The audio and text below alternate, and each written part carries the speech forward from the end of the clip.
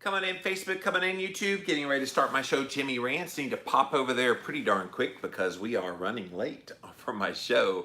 But thank you for being here today. We're getting ready to start Jimmy Rants. And we got a great story for you guys today. Can't wait to share it with you. So come on in, make yourselves at home. And thank you for your attendance here today. What's up, Joe? What's up, Laurie? Thank you for being here today. Thank you, all the YouTubers coming on right now. I see you coming in. Thank you for being there as well. Make yourself at home. We're going to start my show, Jimmy Rants, right now.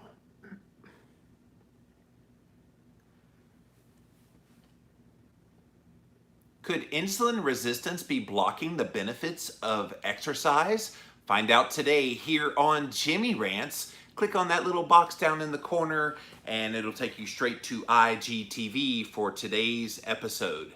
JimmyRants.com is the website, and as always, you can engage live in the content. You got to go follow me. I'm over on Instagram at Living Low Carb Man, LIVINLOWCARBMAN. Once you're there, engage live like all the wonderful people coming in right now. Thank you guys for being here. We're also simulcasting live over here on my Facebook page where I see my regular Norma just got here, and Nancy, Melanie, Brandy, thank you all for being here today as well. We're also over here on my YouTube channel. Thank you guys for watching the live stream over here, and my regular there is Shirley, and Shirley says hello. Hello, Shirley. So thank you all for being here today on Jimmy Rants. If you missed the live, you can watch it on replay right here on IGTV on Instagram. We also put the past episodes up over on my YouTube channel. Just type in a keyword, Jimmy Rants. You'll find the show or youtube.com/liveandlearn. Finally, we have the official website for the show where we keep everything there. JimmyRants.com is that website. You can see all the past episodes. No matter what happens with censorship and all the other things, we will always have all the episodes available at JimmyRants.com. And if I add value to your life in some way, you can definitely add back to my life by clicking on that Patreon link, and any donation that you can provide would be greatly appreciated.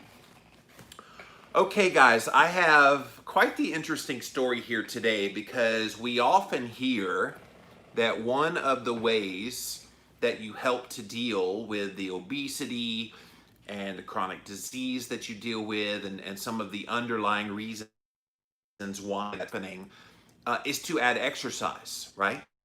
So you get a diet right, you turn to kind of a paleo, primal, keto, carnivore, whatever your diet of choice is, and through that you think the diet is going to get you so far, and then you add in an element of exercise.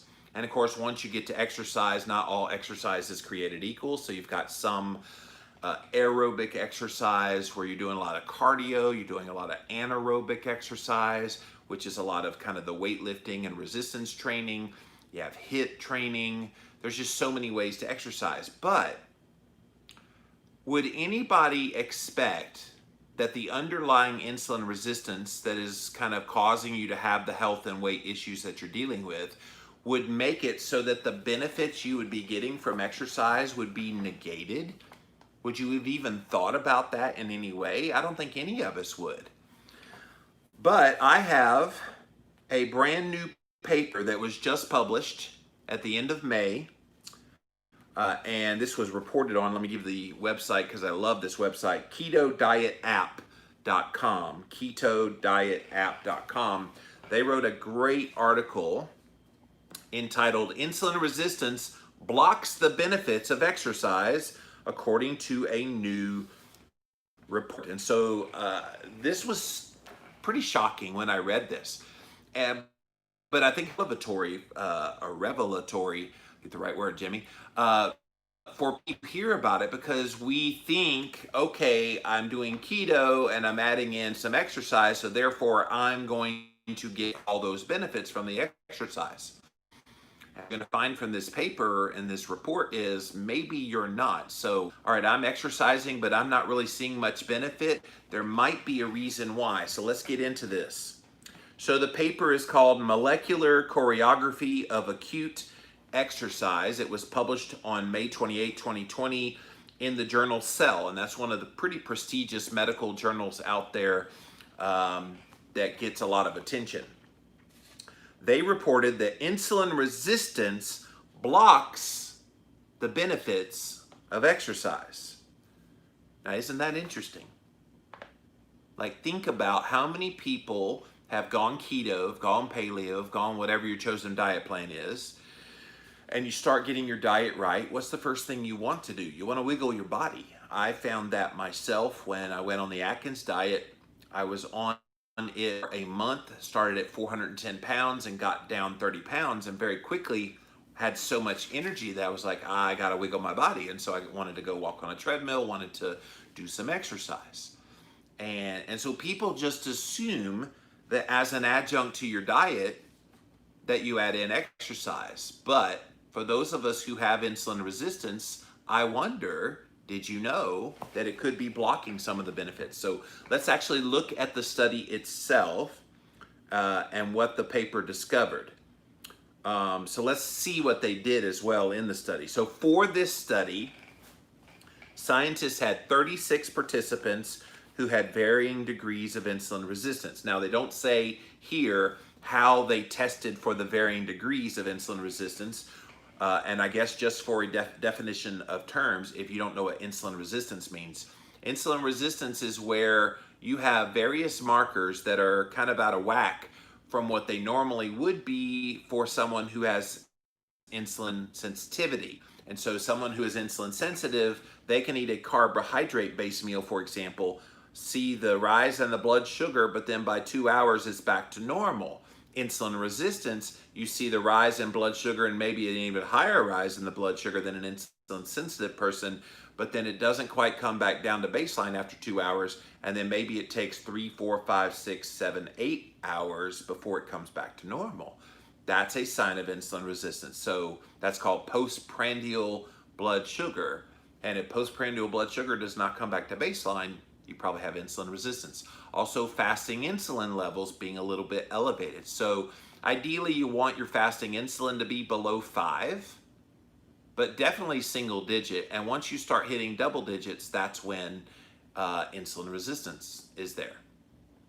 You also can see insulin resistance show up in your inflammation markers. Not always. Sometimes people with insulin resistance can inflammation very well, especially if you eat a ketogenic diet. You can keep those inflammation levels low. But if you have higher levels of inflammation, that can be insulin resistance. Again, high triglycerides, low HDL cholesterol. We could go on and on of all these signs, but the main ones are your blood sugar does not respond appropriately to food.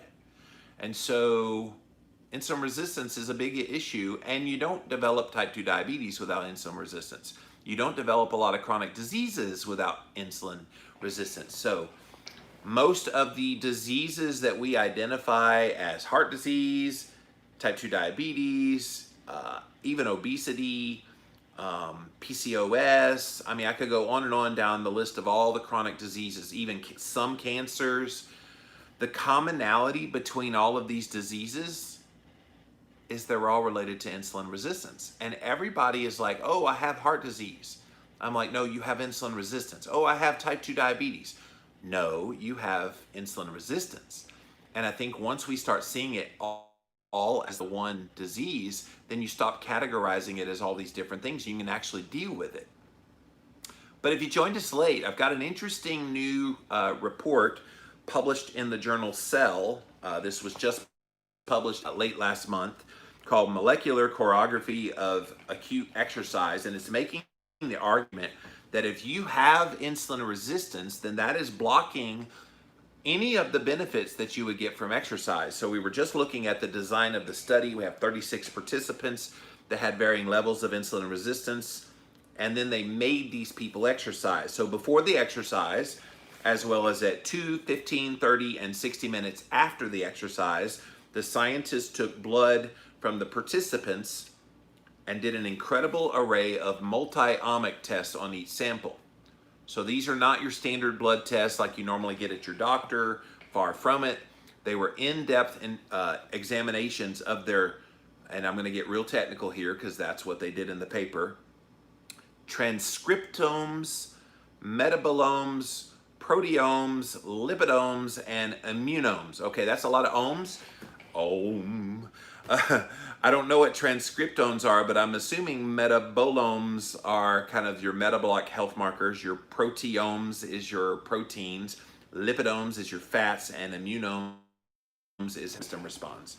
So all of these ohms were then integrated with one another, as well as with information about the participants to get an unprecedented look at exactly how exercise impacted the human body at a very systematic level.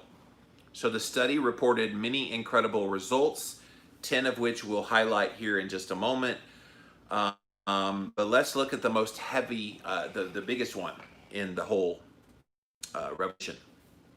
The human body is supposed to respond to exercise with cellular responses that collectively make the body adapt and get healthier. Thus, that's the reason you wiggle your body. The reason you go through any kind of workout is you are hoping the body makes adaptations and you get healthier and stronger as a result, right? We all believe that. But in the author's own words in this paper, most of these processes were dampened and some were in fact reversed in insulin-resistant participants. Reversed. In other words, you didn't get healthier, you got worse. So this is kind of eye-opening for people. Now, it's a very small study, so take it for what it is, but realize they actually did some pretty unique research in looking at the actual data from these participants. And it is a human study, so it's not like they did this in a mouse and said, okay, we're going to extrapolate it to humans. These are humans they did this on. The fitness inflammatory signature that is supposed to occur 15 minutes after you exercise as a signal to the body to adapt was blunted in people with insulin resistance, even though insulin resistant subjects had greater inflammation at baseline. So in other words, the body was already inflamed going in. Again, that's a sign of insulin resistance. And normally you get inflammation in response to exercise, and that's part of the recovery process where you break down the muscle and you're trying to rebuild it, and that inflammation starts that rebuilding. Well, maybe in these people with insulin resistance, they're already seeing inflammation in the body, and maybe the body mistakes that inflammation as the recovery inflammation, and it's not doing what it's supposed to do. 30% of proteins and 10% of other metabolites even diverged in the opposite directions when it came to people who had insulin resistance. As compared to healthy insulin sensitive subjects, these opposite responses, including the protein ubiquination pathway, which is important in cellular cleanup, it's similar to autophagy, and the omega-3 fatty acid signaling. Yes, those healthy fats that are found in fish are considered signaling molecules. So I hope I'm painting a picture here that what they found in this report, in this looking at it, is shocking. Like, did you even realize that exercise could even possibly be counterproductive to your health, and that everybody that does exercise doesn't necessarily get the same benefits? If you are insulin sensitive, then you're going to get obvious benefits from exercise because your body and the metabolism and everything is working right. But what if, like the vast majority of people who have some level of insulin resistance, what if you don't get the benefit? Now, is this an argument to not exercise? I don't think so. But it does behoove us to realize if this is a hindrance there, what can we do to try to get it under control? And I think the take-home message, which we'll get to here in a minute with some of the various things in this report, the take-home message is try to deal with your insulin resistance. Try to get that under control. It could take years, you guys. Like, I've been working on insulin resistance myself for many years, and last year was the first time that I had blood work done where the doctor, and I work with a functional doctor, where the doctor said, okay, Jimmy, you have very clear signs of healing from insulin resistance. I still have leptin resistance. I still have various signs on my body. I have skin tags. And so as long as you have skin tags, that is a manifestation of insulin resistance. And so you keep working at it. You keep doing the things and it could take years to unravel what it took decades to make happen. So, but it means that when I exercise, I may not get all the full benefits of it as long as there is still that inkling of insulin resistance there. So, what does all this mean in layman's terms? This suggests that when a person is insulin resistant and they exercise, that some of the good molecules that are supposed to go up, they go down instead. And vice versa for the bad molecules. Some of the ones that were supposed to go down, they actually go up. From a 50,000 foot view, this actually makes sense if you think about it. Insulin resistance is a marker of metabolic dysfunction. So why should we expect a body with dysfunction in metabolism to be responding adaptively to exercise? And that's a great point. And this is why those people that try to push you to go to exercise to get healthy, I often say, no. Get healthy, and then you'll want to exercise. Get healthy, and then the exercise will do more. This is why I always hated The Biggest Loser. Because you would watch these poor, morbidly obese people, on day one, they would throw them up on a treadmill. Then what they would do is they wouldn't do anything about their insulin resistance. They would throw them on a treadmill and work them to death and scream at them, berate them, blah, blah, blah, blah, blah. And then they had them under-eat calories. So not only are they stressing their bodies doing this exercise that's counterproductive, but at the same time, they're not nourishing them well. How about we flip the script? How about you get nourished well? How about you start eating properly? And through that eating properly, you start to heal your resistance.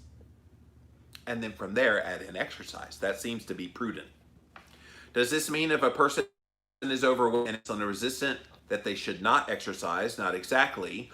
It does suggest, though, that metabolic health is a predecessor of exercise. In other words, if you're overweight or insulin resistant, it's important you get your nutrition in order first.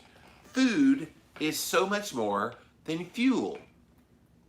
And this is a great reminder that we don't eat keto for no good reason. We eat keto because it directly impacts hormones in our body.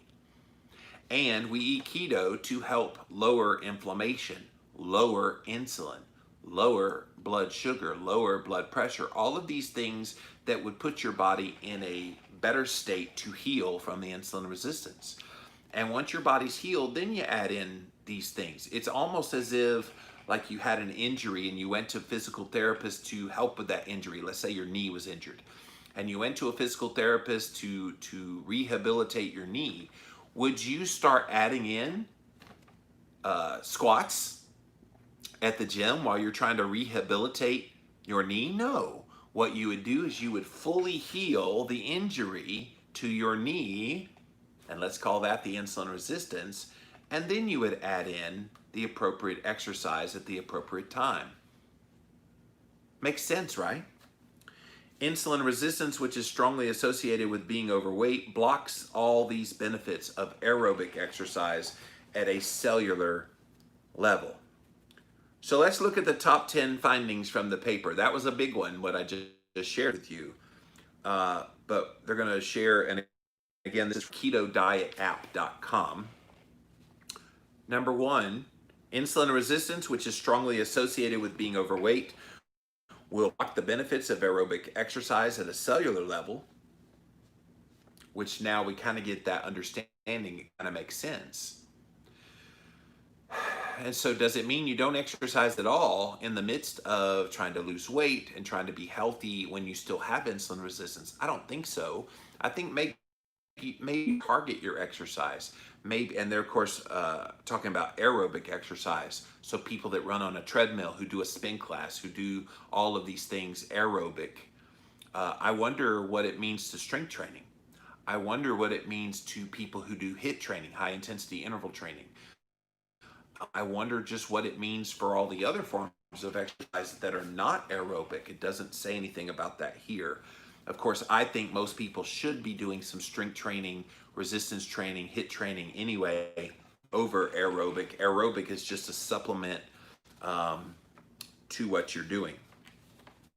Number two, the fitness inflammatory signature refers to the acute inflammatory response that is supposed to happen about 15 minutes after exercise to signal the body to adapt.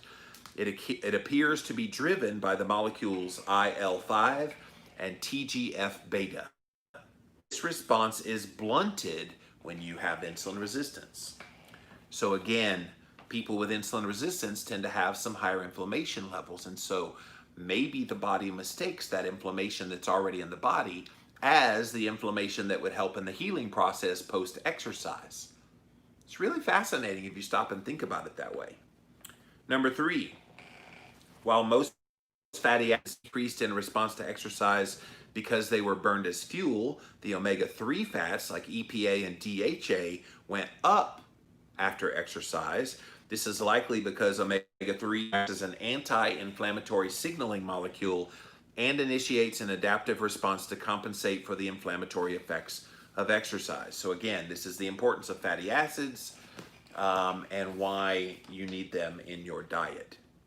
Number 4, in insulin-sensitive participants, the protein ubiquination pathway, which is important in cellular cleanup like autophagy, went up. In insulin-resistant participants, it actually went down. I also wonder out loud, apart from the exercise, people with insulin resistance who go on an extended fast, for example, and we do it primarily for a lot of reasons, but one of the reasons, especially 3+ days, is for the autophagy. And I wonder if some of this protein ubiquination pathway that's important in the cellular cleanup, I wonder if that means some of us that have insulin resistance that fast for 3+ days, we're not quite getting the cleanup that we think we're getting from autophagy. Again, I'm just thinking out loud here, but it makes sense if insulin resistant participants see this pathway go down, not up. That could be another reason why you might not be getting the full benefits, not just of exercise, but of even fasting. Number 5, there was a wide variation among participants in responses of hunger and fullness hormones, ghrelin and leptin, to exercise. This predicts exercise will make people, different people, hungry or not to varying degrees. I've been talking to people over the years who say, oh, go into a gym workout in a fasted state. Just don't eat anything whatsoever before you go to the gym. You'll burn more fat. You'll have full energy, blah, blah, blah, blah, blah. Anybody ever heard that from people? Yeah, so did I. And so for the longest time, I would believe them, and I'd go to the gym and I'd start doing a very glycolytically demanding weightlifting exercise, for example, and I would be dizzy and lightheaded and starving. And I came to the conclusion that that was not axiomatic for everyone. And for me, I determined that I needed to probably have a little something to eat before I work out. Now, again, I know there's certain things that get turned on when you eat food before working out that you kind of want to keep at bay, but I think you also have to listen to your body. And if your body tells you you need to feed yourself, it could be your insulin resistance that is kind of mandating that. Number 6, exercise stimulated the release of thyroid hormone, the metabolism boosting hormone. We know that. That's pretty much a known entity. Number 7, exercise stimulates the release of insulin. This is a funny one, you guys. I have people panicked all the time. They say, I just got done with my workout. I tested my blood sugar and my blood sugar was 147. I'm keto. How is this possible? I'm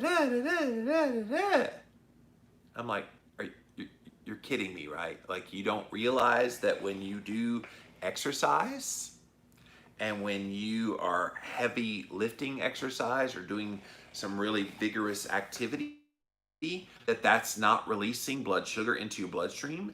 And if you're insulin resistant, that your insulin will be, so you might have a good post-exercise level of blood sugar over 100. I've seen as high as 177, somebody wrote me one time, post-workout. Now, they did some really hardcore working out, but it's normal. And of course, what happens is all that blood sugar is in the bloodstream to give you energy while you're doing this glycolytically demanding workout. Well, after it calms down, a couple of hours later, you test the blood sugar and it's in a completely normal range, but people freak out about it and they forget that exercise stimulates this kind of a response. The insulin response is meant to drive glucose as fuel into muscles during exercise. So it serves a good purpose. Let's not let our own idea of what higher levels of blood glucose in the body, let's not let that jade us what we think of under normal circumstances when we see it under a very abnormal circumstance with exercise. How you're testing and when you're testing and what the context is all matters. And so in response to exercise, glucose is going to go up. The insulin spike in response to exercise own in insulin resistant individuals. In other words, you get an even higher level of insulin. Of course, some people are like, well, if it's higher insulin, that should be driving my blood sugar down. But remember, when you're insulin resistant, it means your cells aren't hearing what your insulin is saying. Therefore, it's driving more insulin, but there's still elevations in your blood sugar. And that higher insulin is not good in the body. And it suggests they're more likely to go hypoglycemic post-workout. So maybe you see a blood sugar reading that's high, but then you start to feel weak. You start to feel extremely hungry. Suddenly, you start to feel dizzy. That's hypoglycemia. And that can happen when you're insulin resistant because your insulin resistant body is going to pump out even more insulin. Number 8, exercise stimulates an increase in fatty acid binding proteins that help the heart and skeletal muscles suck up fat and burn it for fuel. Again, that's a commonly known thing about exercise. Number 9, hippuric acid is a marker of gut microbiome diversity, which is assumed to be good. Hippuric acid also predicts maximum oxygen consumption, the peak VO2, which is among the best predictors of longevity. So again, that's a benefit of exercise that this paper confirmed. And then finally, number 10, telomeres are the measuring sticks of your cellular age. So we all have our age. I'm 48. And then your telomeres will tell you what your cellular age is. Some people, their cellular age is right at what their biological age is. Some people are much younger, by as much as 10 to 15 years younger.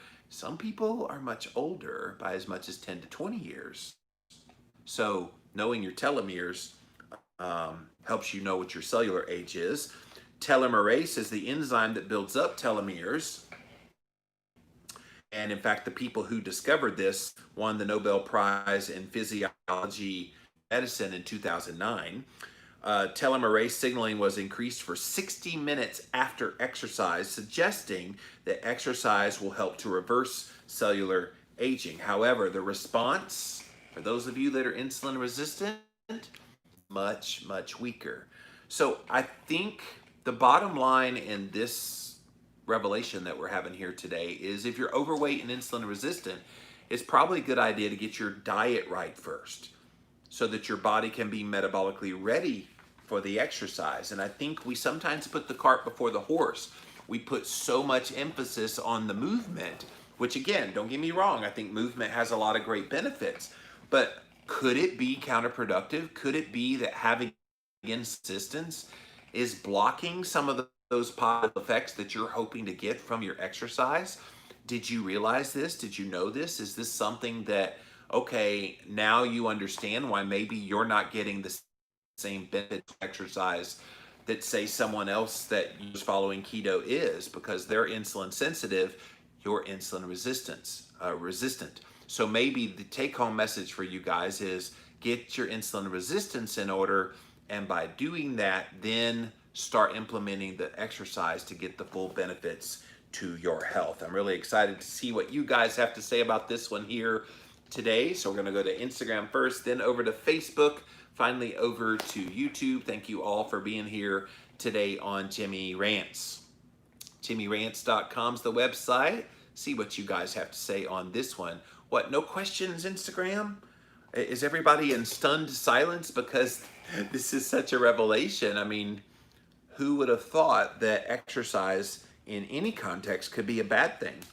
And I'm not saying exercise in and of itself is bad, but in the context of an insulin resistant person, dealing with the insulin resistance does seem to be par for the course here. Now, some people will push back and say, Well, exercise helps in healing insulin resistance, so why would you tell people not to exercise? Again, I'm not telling people not to. I'm just saying, according to this report that was published in a very prestigious journal, they're saying that maybe it's a little more counterproductive than productive, and get your diet right, get your insulin resistance under control before you start implementing this. So, all right, let's see what you guys have to say here on Facebook. What's up, guys? Tammy says, this has been my situation with insulin resistance and lupus inflammation. Excessive exercise makes me feel very inflamed and ill. Small amount of resistance exercise is much more tolerable. And I think that's the take home. I think you find the level of exercise that's right for you. You know, it's like those people that said go into an exercise fasted. And I tried that. I tried it multiple times. And about the 10th time that I was seeing stars and blacking out lifting heavy weights, I thought, okay, that must not be true for Jimmy Moore. And so let me adjust how I do things. And I added a little bit of food before I go work out, and it fixed everything. So it's like everything else. There is no one size fits all approach. And certainly this whole idea of going into an exercise session in a fasted state may not be true for everyone. So thank you for sharing your experience, Tammy, and thank you, Facebook. You guys need to talk more today. We're going to have a very short Jimmy rants if you don't give me a few more comments. All right, let's go over here to YouTube. Kim Cole says, I'll listen later. Thank you. ML says, this is good information. Thank you for that.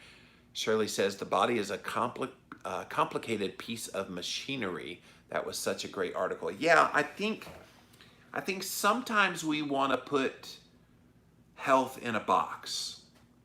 We've done it with diet for so long. This is the one and only way to get healthy. That's what the dietary guidelines for Americans has always been. And so when you have this kind of narrow, monolithic way of looking at things, you think, okay, it's kind of a one size fits all. And what this underscores to me more than anything is there is no one size fits all. We are bio-individual. We do have specific needs that are tailored to who we are as people, where we are in our metabolism at this point in our lives. And I think we need to recognize that. And so I think studies like this, reports like this, definitely makes that a little more prescient than we've probably seen it before. So if you came in late, guys, this is a paper that was published in the May 28, 2020 journal Cell. And so go look this up. It's called Molecular Choreography of Acute Exercise. And it makes the claim that insulin resistance could be blocking some of the benefits of exercise. I see my friend Tammy chime back in over here. I've got to share this with my family. Yeah, you do. Hey, what's up, Amber? She says hello. Locon says, I finally connected the dots for the 3 times I fainted. Yes. People faint in the gym because they hear you have to go into it in a fasted state. And if you're not fasting, you're not going to get all the fat burning benefit. I've heard that so many times. And my personal experience says, hey, I can't do that. And when I have tried that multiple times and I replicated the same seeing stars and blacking out every time I lifted very heavy, it made me realize, okay, that is not a truism for Jimmy Moore. And it wasn't until I kind of switched things up. And so let that be a lesson for you, that you're going to hear things and maybe you have insulin resistance and maybe this isn't your experience at all. Maybe you get some of the great benefits, but hopefully having this on your radar screen that maybe you've struggled a little bit, maybe this can explain why you've been struggling. That's it for this episode of Jimmy Rants. JimmyRants.com is the website. And as always, you can engage live in the content right here on Instagram. We go live at 11 a.m. Eastern Time, Monday through Friday, sometimes in the evening at 5 p.m., sometimes on the weekends, but definitely Monday through Friday, 11 a.m. Eastern Time, right here on Instagram. I am at Livin' Low Carb Man, LIVIN LOWCARBMAN. Once you're there, you can engage live just like all these wonderful people did here today. Thank you for being here. We also simulcast live over here on my Facebook page. Thank you guys, as well as on my YouTube stream. Thank you all for being a part of the Jimmy Rants family. If you missed the live here on Instagram, we do have it on replay on IGTV, so go check it out there. We also throw all the past episodes up over on YouTube. Just type in a keyword Jimmy Rants. You'll find the show, and kind of a cool tip. If you want to see if I've talked about something, put in quotation marks Jimmy Rants and then in quotation marks some keyword like cholesterol, and you'll find all the Jimmy Rants episodes I'm talking about cholesterol. So that's pro tip over on YouTube. We also, on Tuesdays on the Livin' La Vida Low Carb Show, that's my longstanding podcast, we air the best of Jimmy Rants over there. That's at llvlc.com. And then finally, we have jimmyrants.com is the official website for this show. You can see all the past episodes there. And if you like what you hear and you get value out of what I do here, just click on that Patreon page, and it definitely helps keep us on the air. All right, you guys, thanks for being here today, and we'll be back again real soon. Bye. All right. Set that to the side. Thank you guys for being here. Really quiet today. Usually you guys are talkative, but I guess maybe this study body into silence today. It definitely was pretty surprising to me when I was reading that. I was like, wait, what? But yeah. So last night I went to sleep, what was it, about 4 o'clock. I was over here contemplating if I wanted to do a Jimmy Rants. And I'm traveling up to Virginia currently. Oh, that's cool, Shirley. I went on in my bed about 4:30, and I thought, okay, I'll just take a nap. So I looked at my Oura Ring results, and it showed I fell asleep about 5 o'clock. And then I woke up around 10:20. That wasn't no nap, that was sleeping. The Oura Ring also showed I went to sleep very fast, which means I was overtired. And I don't know why, I just out of nowhere was really tired.